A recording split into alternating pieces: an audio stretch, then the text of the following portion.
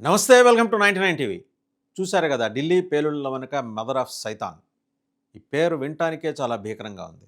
In fact ట్రయాసిటోన్ ట్రైపెరాక్సైడ్ టీఏపీటీ అంటారు. దీన్నే mother of సైతాన్ అంటారు. దీనికేంటంటే ఒక డిటోనేటర్ అవసరంలా పేల్చడానికి. వేడి ఉంటే కనుక ఆటోమేటిక్గా అది పేలిపోతుంది.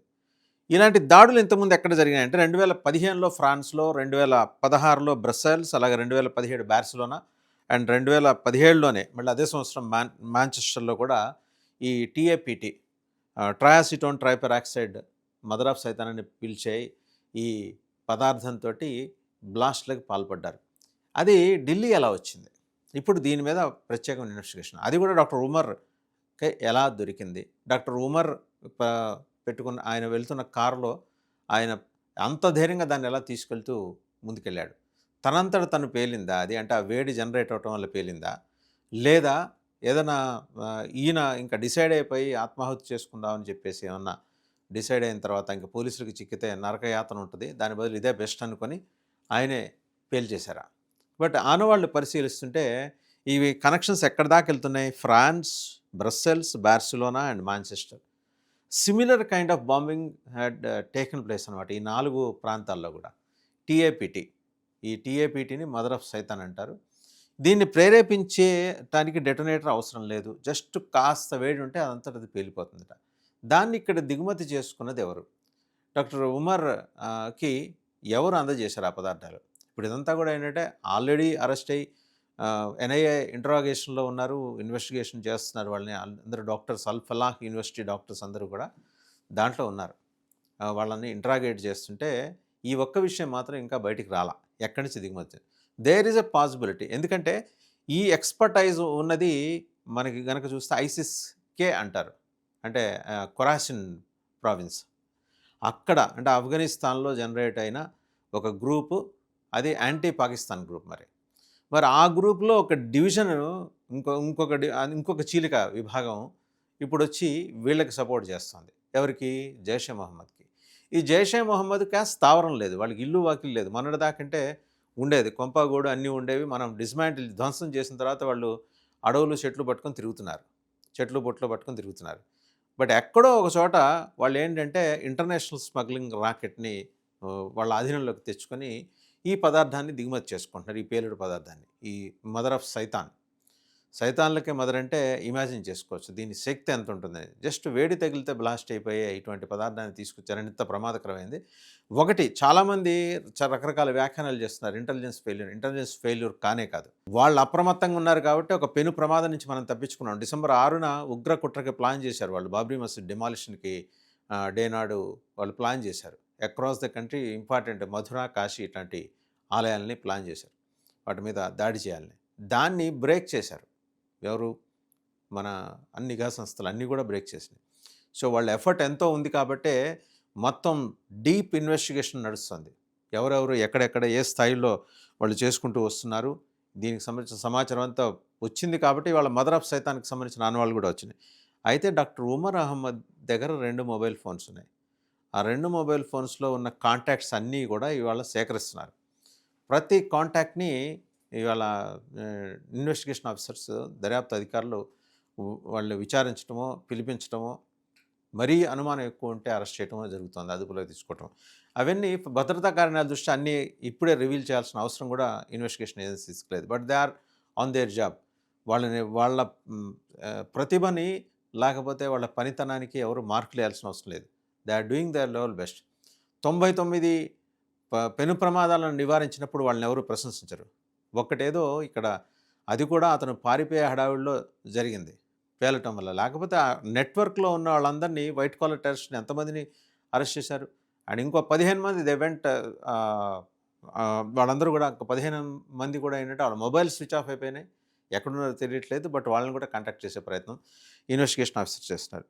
మనం గనక చూస్తే ఉమర్ మహమ్మద్ ఈయన ఓల్డ్ ఢిల్లీలో అత్యంత రద్దీగా ఉండే చాందినీ చౌక్‌లో దీన్ని పాల్పడటం వెనకైతే అది యాదృచ్ఛికం కావచ్చు, కాకతాళీయం కావచ్చు, లేకపోతే ఉద్దేశపూర్వకంగా కావచ్చు, లేకపోతే తొందరపాటున కూడా కావచ్చు.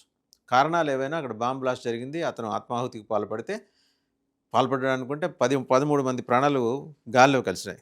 ఇదేంటంటే ఇప్పుడు నేషనల్ మీడియా ఏం చెప్తోంది దీనికి సంబంధించి? పేలుడు సంభవించిన ప్రదేశంలో జరిగిన నష్టం, తర్వాత వచ్చిన షాక్ వేవ్‌లన్నీ కూడా టీఏటీపీ అంటే మదర్ ఆఫ్ సైతాన్ తరహాలోనే ఉంది. పేలుడు పదార్థాన్ని వేడి చేసి పెట్టారా, లేక దాన్ని కారులో అస్థిరంగా పెట్టారని కూడా ఫోరెన్సిక్ ఎక్స్పర్ట్స్ పరీక్షిస్తున్నారు. ఇప్పుడు ఏంటంటే ప్రధానంగా ఇందులో డౌట్ పడేది మదర్ ఆఫ్ సైతాన్కి తయారు చేయడానికి ఉమ్మర్కి ఈ కెమికల్స్ ఎక్కడి నుంచి వచ్చాయి. ఇందాకే మాట్లాడుకున్నాం. ఇది ఐసిస్కే పనా, ఐసిస్ కొరాషన్ వింగ్ పనా, ఆఫ్ఘనిస్తాన్ నుంచి వయా పాకిస్తాన్ వచ్చిందా, పాకిస్తాన్లో జైషే మహమ్మద్ ఏమన్నా ప్రత్యేకంగా ట్రీట్మెంట్ ఇచ్చి మరీ పంపించారా, ఎలా పంపించారు, ఎటువైపు నుంచి? ఎందుకంటే పాకిస్తాన్ ఇండియా బార్డర్స్లో అయితే నిఘా ఎక్కువ ఉంది కాబట్టి బంగ్లాదేశ్ మీదుగా మనకి ఎంటర్ అయిందా, సముద్ర జలాల నుంచి ఎంటర్ అయిందా, ఎలా, వీటన్నిటి మీద కూడా విస్తృతమైన నెట్వర్క్ ఏర్పాటు చేసుకున్నాడు అనేది మాత్రం ఎస్టాబ్లిష్ అయింది దీన్ని పంపించడం కోసం. ఎందుకంటే పేలుడికి ముందు ఉమర్ కదలికలు అంచనా వేయటం కోసం డిజిటల్ ట్రయల్స్ లాగ్లను కూడా వాళ్ళు స్కాన్ చేస్తున్నారంటే చాలా మూలాల్లోకి ఇన్వెస్టిగేషన్ వెళ్తుంది. అందువల్ల ఎవరు తొందరపడేసి ఏది ఇన్వెస్టిగేషన్ ఏజెన్సీస్ ఏం చేయలేకపోతున్నాయనే మాట ఉంది చూసారా, దాన్ని ఉపసంహరించుకోవాలి ఎవరైనా అలా అంటే. They are doing their level best. And ఇంకో ఇంపార్టెంట్ డెవలప్మెంట్ కూడా ఇక్కడ మనం గమనించాల్సింది ఏంటంటే, ఈ నవంబర్ 10వ తేదీన కారులో పేలుడు కేసులో నిందితుడైన ఉమర్ మొబైల్ ఫోన్ల ద్వారా ఆధారాలు లభించే అవకాశం ఉంది కాబట్టి ప్రస్తుతం investigation officers are focusing on that particular angle.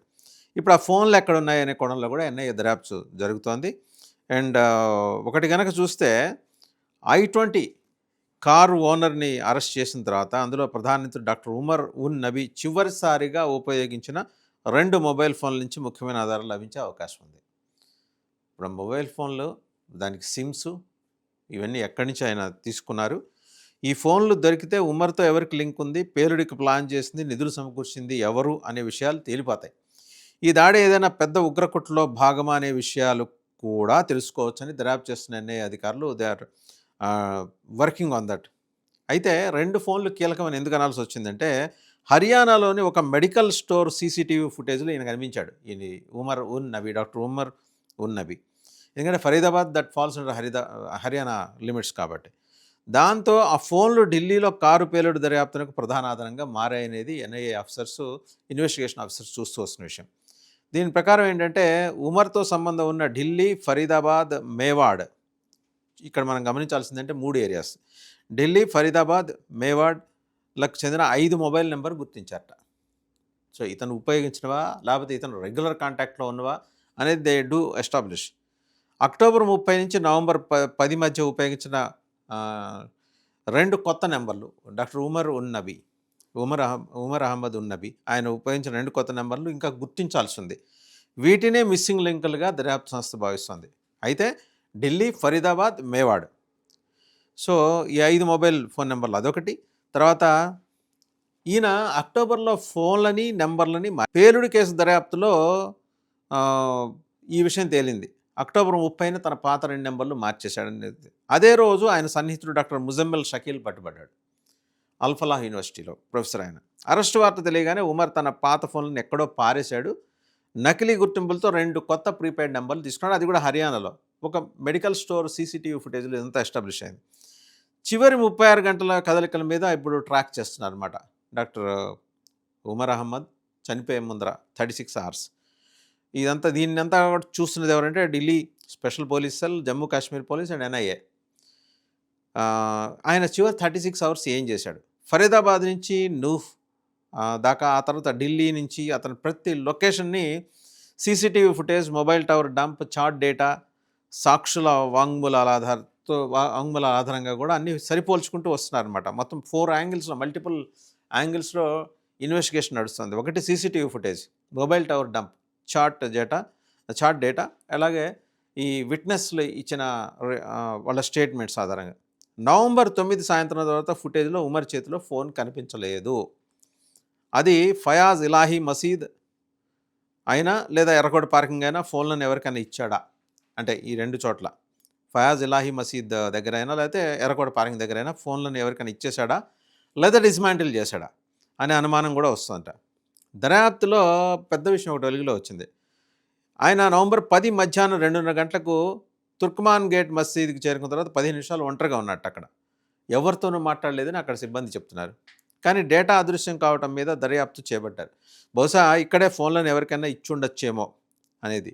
So NIA is deeply investigating in to that angle. ఆ సమయంలో మసీదులో ఉన్న ప్రతి ఒక్కరి జాబితాను సిద్ధం చేసి ఆఫీసర్స్ ఇన్వెస్టిగేషన్ చేస్తున్నారు.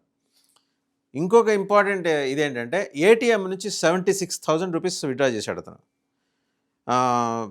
అవేంటంటే నూహ్ సమీపంలోని ఫిరోజ్పూర్ జర్కాలో ఆయన నవంబర్ 10వ తారీఖు రాత్రి 1:07 ఏటీఎం నుంచి డబ్బులు తీస్తున్నట్టు కనిపించాడు ఆ సీసీటీవీ ఫుటేజ్లో. మెడికల్ ఎమర్జెన్సీ ఉందని చెప్పి 2 సార్లు కలిపి దాదాపు 76,000 విత్‌డ్రా చేశాడని గార్డు చెప్పాట ఆ ఏటీఎం దగ్గర. దాడి చేయడానికి ముందు ఇది అతని దగ్గరున్న డబ్బులు. ఈ ఉమర్ తన ఆత్మహత్య దాడి.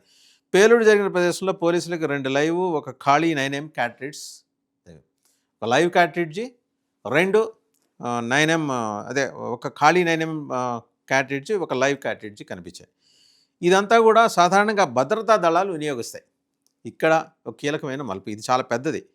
ఉమర్ దగ్గర ఆయుధాలు ఉన్నాయంటానికి సాక్ష్యం లేనప్పటికీ అతను దారిలో ఆయుధాలను పారేశాడా లేదా మరే ఇతర వ్యక్తి కార్యకలాపాలకు సంబంధించిందా అనే అనుమానాలు అయితే ఉన్నాయి. ఎవరి దగ్గర నుంచి అయినా తీసుకున్నాడా, లేకపోతే దారిలో పారేశాడా, సొంతం అయితే సొంతం కాకపోతే ఎవరి దగ్గర తీసుకున్నాడా.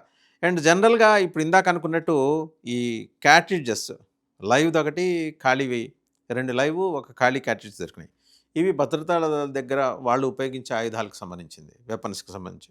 సో ఈ బేసింగ్ ఆన్ దిస్ ఇన్ఫర్మేషన్, వాళ్ళ దగ్గర ఉన్న ఇన్ఫర్మేషన్ ప్రకారం ఇప్పుడు ఏం చేస్తున్నారంటే దర్యాప్తు బృందాలు ఫరీదాబాద్, నూహ్, గుర్గావ్, బల్లబ్గఢ్లోని ప్రార్థనా మందిరాలు, అలాగే అద్దె ఇళ్ళు, మెడికల్ షాపులు, coaching centres and food centres వీటి మీద దాడులు చేస్తున్నారు. కొత్తగా ఎవరైనా అద్దెకి దిగారా, బయట వ్యక్తుల గుర్తింపు మీద బయట వ్యక్తులు ఎవరైనా వచ్చి వీళ్ళు అది తీసుకున్నారా. సో వాళ్ళ ఐడెంటిఫికేషన్ ప్రాసెస్ అయితే ఇప్పుడు ప్రస్తుతం నడుస్తుంది. ఈయన వీళ్ళ ప్రకారం ఏంటంటే ఉమర్ చాలా ఫ్రీక్వెంట్గా సిమ్ కార్డ్స్ మార్చేవాట. సిగ్నలు, బ్రయర్ లాంటి ఎన్క్రిప్టెడ్ యాప్లను ఉపయోగించేవాడు. జనరల్గా వాట్సాప్ అందరూ ఉపయోగిస్తారు, లేదా టెలిగ్రామ్. ఇతను సిగ్నల్ అండ్ బ్రయర్ లాంటి ఎన్క్రిప్టెడ్ యాప్లని ఉపయోగించాడు. కోడ్ పదాలతో మాట్లాడేవాట. అతను చివరిగా వాడిన ఈ 2 ఫోన్లు దొరికితే కుట్రకు సంబంధించిన పూర్తి విషయం బయటపడుతుందని ఆఫీసర్స్ చెప్తున్నారు. So very clear, mother of సైతాన్ ఉపయోగించాడు. దానికి సంబంధించిన కెమికల్స్ ఎక్కడి నుంచి ఇంపోర్ట్ అయినాయి, ఎవరు ఇంపోర్ట్ చేశారు, ఐసిస్కే ఇన్వాల్వ్మెంట్ ఏమైనా ఉందా, దీంతోపాటు ఇతరత్ర అంశాలు, అతను నివసించిన ప్రాంతంలో చుట్టుపక్కల ఎవరెవరితో ఇంటరాక్షన్లో ఉండేవాడు, ఇవన్నీ కూడా ప్రస్తుతం ఎన్ఐఏ దర్యాప్తు చేస్తుంది. అండ్ 2 చాలా కీలకమైన విషయం ఏంటంటే ఆ క్యాట్రిడ్జెస్ లైవ్ ఒకటి, లైవ్ 2 అండ్ ఒకటి ఉపయోగించిన క్యాట్రిడ్జ్, అవి భద్రతా దళాలు ఉపయోగించే వెపన్స్కి సంబంధించినవి ఇతని దగ్గరికి ఎలా వచ్చాయి. So this is a big question now.